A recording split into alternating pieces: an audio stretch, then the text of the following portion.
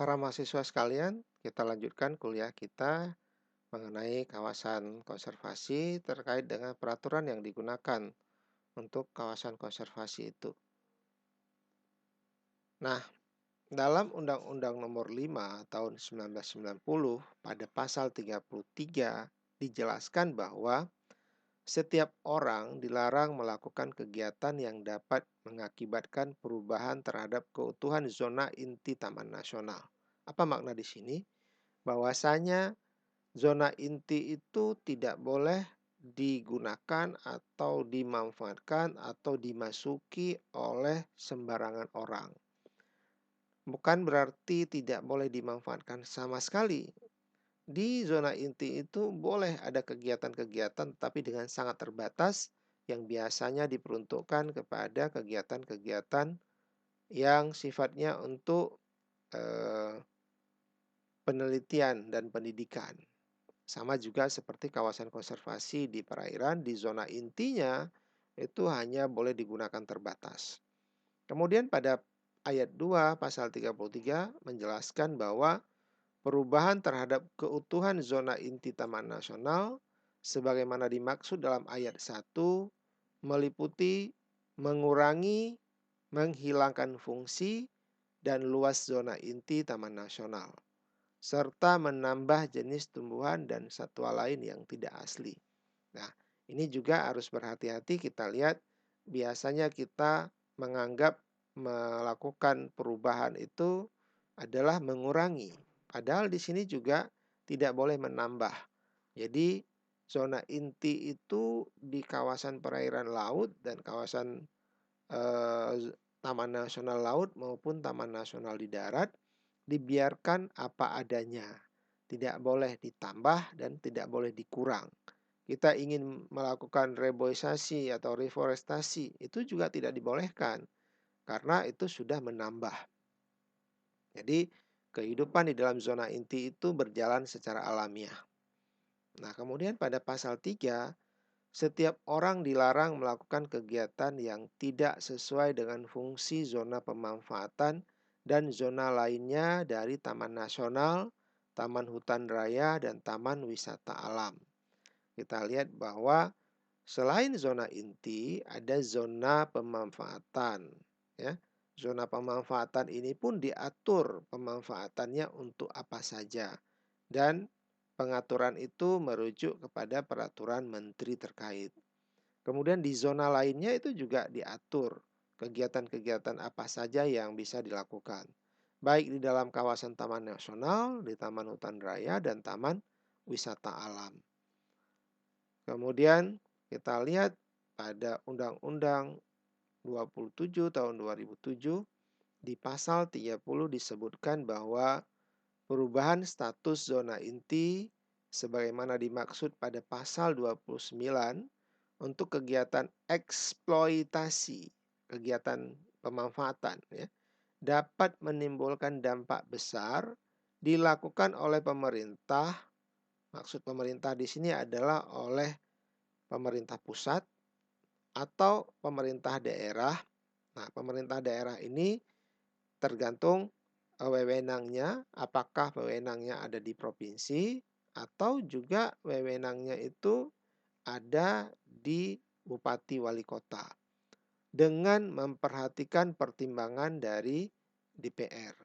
Jadi perubahan status zona inti ingin diubah misalnya menjadi zona untuk eksploitasi masih dimungkinkan dan pertimbangan itu dilakukan oleh pemerintah daerah yang memperhatikan saran atau pertimbangan dari DPR.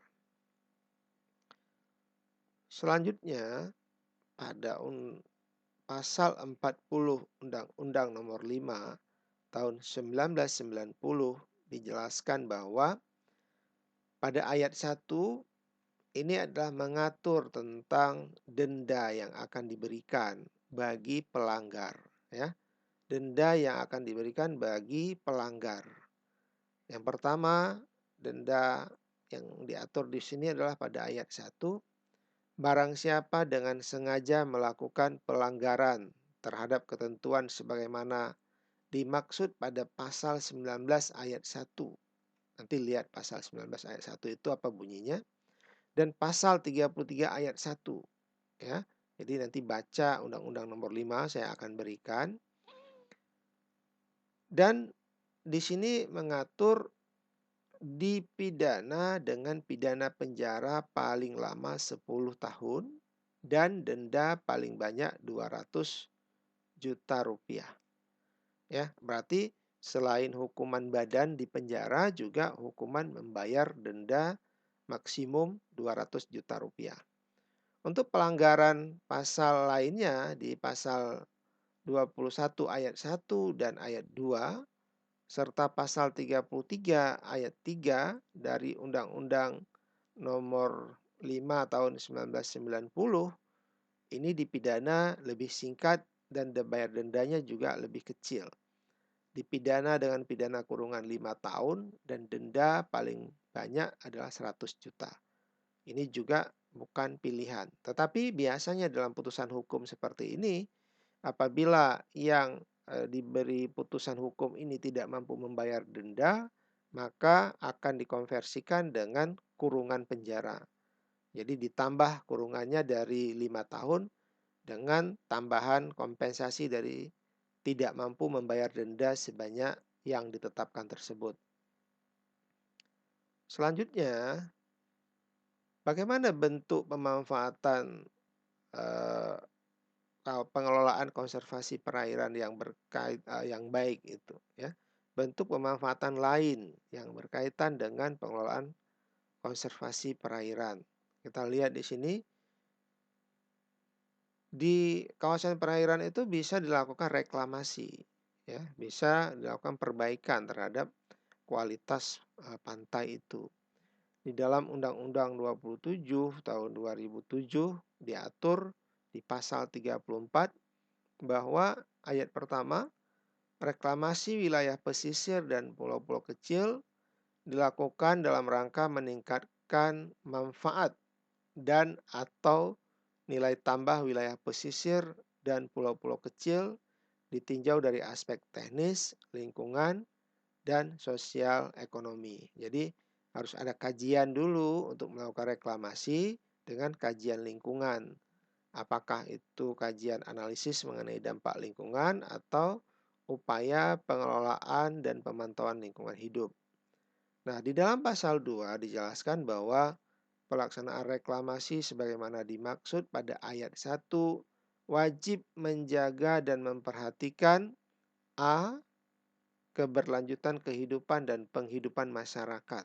Ya, kita lihat ya, bahwasanya tetap yang menjadi tujuan akhirnya adalah kesejahteraan masyarakat. Apapun yang dilakukan terkait dengan konservasi itu tujuan akhirnya adalah kehidupan masyarakat, mensejahterakan kehidupan manusia. Bukan mensejahterakan kehidupan hewan dan tumbuh-tumbuhan yang ada secara parsial, tetapi secara utuh nantinya adalah untuk meningkatkan kehidupan manusia.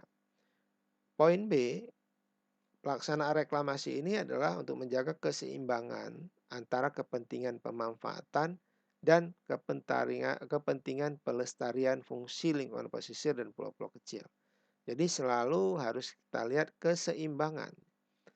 Apabila sudah berlebih terjadi kompetisi di lingkungan hidupnya, maka itu kehidupan yang ada di situ, satwa yang ada di situ, tumbuhan yang ada di situ, sumber daya alam yang ada di situ bisa dimanfaatkan. Pada poin C dikatakan bahwa persyaratan teknis pengambilan, pengerukan, dan penimbunan material. Ya, jadi harus memenuhi semua kriteria yang bisa menjaga kehidupan itu tidak akan terganggu atau tetap stabil. Pada ayat 3 pasal 34 ini menjelaskan perencanaan dan pelaksanaan reklamasi diatur lebih lanjut dengan peraturan presiden. Jadi ada peraturan yang harus dirujuk lainnya adalah peraturan presiden. Nah, kemudian kita lanjut ke slide berikutnya, hak pengusahaan perairan pesisir. Ya, hak pengusahaan perairan pesisir. Apa ini? ini adalah hak atas bagian-bagian tertentu dari perairan pesisir untuk usaha kelautan dan perikanan, serta usaha lain yang terkait dengan pemanfaatan sumber daya pesisir dan pulau-pulau kecil yang mencakup atas permukaan laut dan kolom air sampai dengan permukaan dasar laut pada batas keluasan tertentu. Jadi ada tempat-tempat yang bisa diusahakan atau dimanfaatkan baik di permukaan, di tengah sampai ke dasar perairan. Ini ada aturan yang mengatur tentang pemanfaatan itu. Kita lihat di dalam Undang-Undang 27 tahun 2007 pasal 50 menjelaskan bahwa ayat 1 ya, menteri berwenang memberikan hak penguasaan wilayah pesisir ya di wilayah pesisir lintas provinsi. Jadi yang memberi hak untuk penguasaan wilayah pesisir itu jika berada di antara provinsi, baik di antara dua provinsi atau lebih dari dua provinsi, maka itu harus mendapatkan izin dari kementerian. Dan satu lagi apabila kawasan yang akan diusahakan itu berada di dalam kawasan strategis nasional tertentu yang ditetapkan. Itu juga harus mendapatkan izin dari menteri. Sedangkan izin gubernur bisa diberikan sampai dengan wilayah laut 12 mil, diukur dari garis pantai ke arah laut. Garis pantai itu yang mana? Garis pantai itu titik nolnya adalah saat pasang tertinggi. Jadi sejauh mana air sampai ke daratan pada saat pasang tertinggi itu titik nol garis pantai. Nah, apabila wilayah yang diusahakan itu sampai dengan 12 mil, maka perizinan itu harus didapatkan dari gubernur. Tetapi eh, ya, selain itu juga apabila wilayah yang digunakan itu lintas kabupaten kota. Nah, bupati dan wali kota juga bisa memberikan izin untuk pengusahaan wilayah pesisir apabila wilayah yang diusahakan itu sepertiga dari wilayah kewenangan provinsi atau pada garis maksimum 4 mil dari garis pantai. Ya. 4 mil dari garis pantai itu masih wilayah kabupaten kota. Tapi jika sudah di atas 4 mil sampai dengan 12 mil, itu adalah kewenangan dari gubernur. Kemudian pada pasal 51 kita lihat menteri berwenang menetapkan hak pengusahaan pesisir di kawasan strategis nasional. Kemudian pada poin B dijelaskan izin pemanfaatan pulau-pulau kecil yang menimbulkan dampak besar terhadap perubahan lingkungan ya dan perubahan status zona inti pada kawasan konservasi perairan nasional. Ini semuanya harus berdasarkan kepada peraturan yang dikeluarkan oleh kementerian. Kemudian penetapan kawasan HP3 ini sebagaimana dimaksud pada ayat 1 dilakukan setelah memperhatikan pertimbangan DPR. Kemudian di poin ketiga diatur tata cara penetapan sebagaimana dimaksud pada ayat 1 diatur lebih lanjut dalam peraturan pemerintah. Jadi juga tidak sembarangan untuk memberikan hak tersebut baik menteri, gubernur maupun bupati wali kota. Kita lanjut sedikit lagi di peraturan Menteri Kelautan Perikanan nomor 17 tahun 2008 di pasal 7 dijelaskan bahwa jenis KKM ini sebagaimana dimaksud pada pasal 4 ayat 1 huruf B terdiri dari daerah perlindungan adat maritim dan daerah perlindungan budaya maritim. Jadi di laut juga ada daerah-daerah yang dilindung karena ada kesepakatan di antara masyarakat sebagai kawasan yang digunakan sebagai kawasan adat maritim maupun sebagai kawasan budaya maritim. Kemudian pada pasal 8 kita bisa melihat bahwasanya KKM ini dimaksud pada pasal 7 huruf A dapat ditetapkan sebagai daerah perlindungan adat maritim apabila memenuhi kriteria. Yang pertama, wilayah pesisir dan atau pulau kecil yang memiliki kesatuan masyarakat hukum adat dan atau kearifan lokal, hak tradisional dan lembaga adat yang masih berlaku. Jadi itu memang dijalankan dengan baik. Ya, apabila tidak ada tatanan seperti itu, maka itu tidak bisa diakui. Kemudian mempunyai aturan lokal atau kesepakatan adat masyarakat yang diberlakukan untuk menjaga kelestarian lingkungan. Yang berikutnya adalah tidak bertentangan dengan hukum nasional.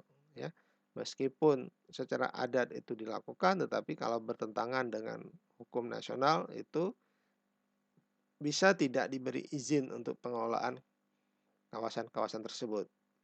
Kemudian KKM juga sebagaimana dimaksud pada pasal 7 dapat ditetapkan sebagai daerah perlindungan budaya maritim apabila memenuhi kriteria. Apa kriterianya?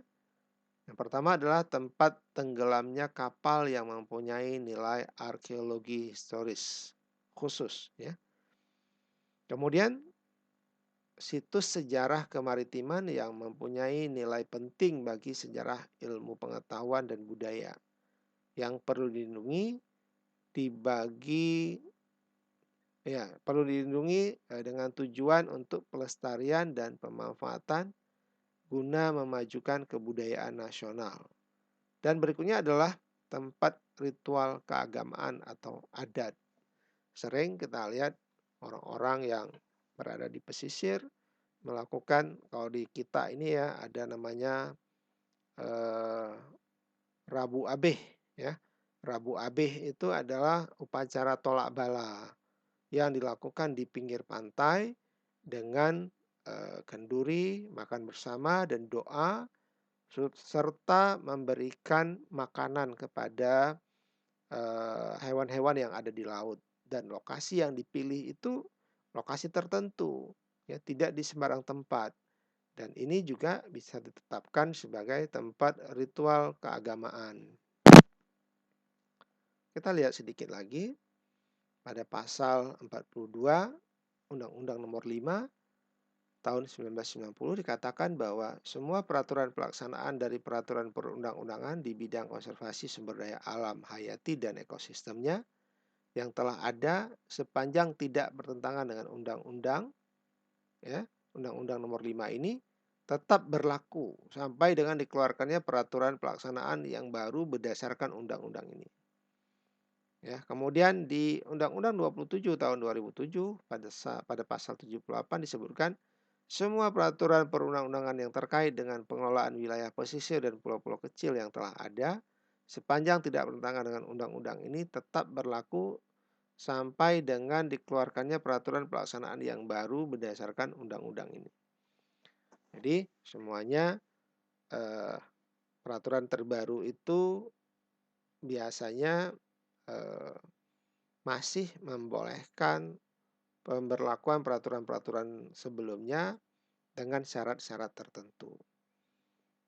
Demikian kuliah kita hari ini terkait dengan peraturan konservasi, dan saya berharap bahwa membaca peraturan ini tentu tidak bisa sekali baca karena butuh pemahaman yang baik. Kemudian peraturannya juga sangat banyak. Kadang-kadang dibingungkan kita dengan makna yang bertentangan antara satu peraturan dengan peraturan lainnya. Dan kita harus arif dalam menyikapi peraturan tersebut.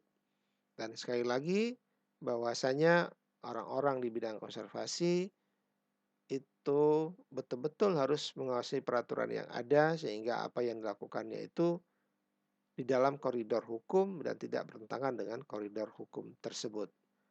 Mudah-mudahan bisa menjadi pembelajaran yang bermanfaat dan Anda semua menjadi orang-orang yang konservasionis yang bermakna, bisa melakukan perlindungan terhadap sistem penyangga kehidupan, kemudian, pengawetan sumber daya alam hayati dan ekosistemnya, dan juga mampu untuk memanfaatkan sumber daya alam hayati itu secara lestari. Demikian, kuliah kita pada hari ini. Untuk mendapatkan berkah, mari kita tutup dengan doa kafaratul majlis. Subhanakallahumma wa bihamdika asyhadu an la ilaha illa anta astaghfiruka wa atubu ilaik. Assalamualaikum warahmatullahi wabarakatuh.